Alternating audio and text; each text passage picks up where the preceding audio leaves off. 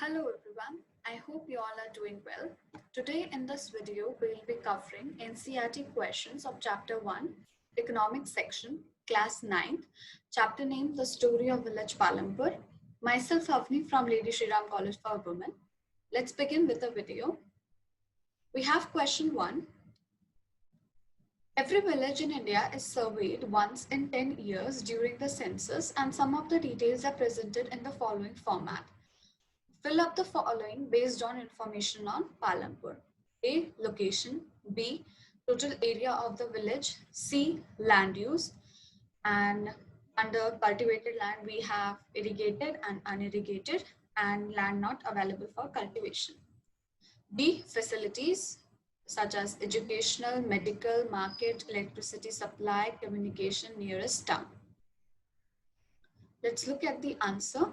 So every village in India is surveyed once in 10 years and during the census and the details of village Palampur are presented in the following format. So location, Bulandshahr district, Western Uttar Pradesh. Total area of the village 226 hectares. Land use, so under cultivated land, irrigated land is 200 hectares and land which is not available for cultivation is 26 hectares. So facilities, now educational, now the village has one high school and two primary schools. Medical facilities, there's one private dispensary and one primary healthcare center run by the government. Markets, there are two markets, Raiganj and Shahpur. Electricity supply, most of the houses have electricity connections. And communication, well-connected neighboring villages with Raiganj within 3 kilometers. Proper transportation including bullock carts, tongas, bogies carrying jaggery. Motor vehicles like motorcycles, jeep, tractors and trucks are available for easy transportation. And nearest town to Palampur is Shahpur.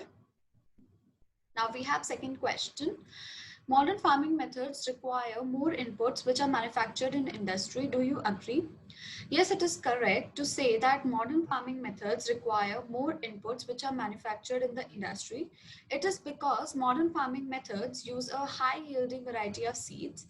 These seeds require both chemical fertilizers and pesticides, agricultural implementations like tractors and proper irrigation facilities like electric tube wells, and all these elements are manufactured in industries. However, on the other hand, traditional farming methods use a relatively low yielding variety of seeds and use cow dung and other natural manures as fertilizer, which is why they are less dependent on industrial outputs. Moving on to the third question. How did the spread of electricity help farmers in Palampur? Now, the spread of electricity helped the farmers of Palampur as it helped in the transformation of the irrigation system of the village. The farmers earlier used Persian wheels to draw water from wells and irrigate small fields. But after the spread of electricity, electric tube wells were replaced by Persian wheels. The first tube well was installed by the government, but later private tube wells were also settled by the farmers, resulting in the cultivation of the entire 200 hectares of irrigated land by the 1970s. Fourth question, is it important to increase the area under irrigation? Why? It is important to increase the land under irrigation because farming is the main source of income for the maximum part of the population in India, and only less than 40% of the land is cultivable in the country.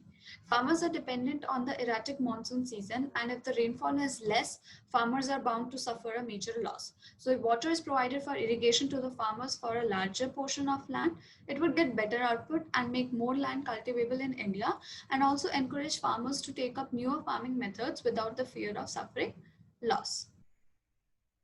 Now moving on to the next question, question 5. It says, construct a table on the distribution of land among the 450 families of Palampur. So the distribution of land among the 450 families is as follows. So area under cultivated land, so 0. So number of families 150. So there are 150 families in Palampur which have no area to cultivate. So, and there are 240 families in the village which have less than 2 hectares and 60 families which have more than 2 hectares. Question 6. Why are the wages for farm laborers in Palampur less than the minimum wages? There are many landless farm laborers who are paid less than the minimum wages in Palampur. The government declared wage for a farm laborer is rupees 300 per day, but the competition for work among the farm laborers is very high, which is why people agree to work for lower wages. So because of overcrowding in the field of farm laborers, people agree to work for lower wages also. So question 7, what are the different ways of increasing production on the same piece of land? Use examples to explain. To grow more than one crop on a piece of land during the year is known as multiple cropping. It is the most common way of increasing production on a given piece of land. The best example of this cultivation is in Palampur.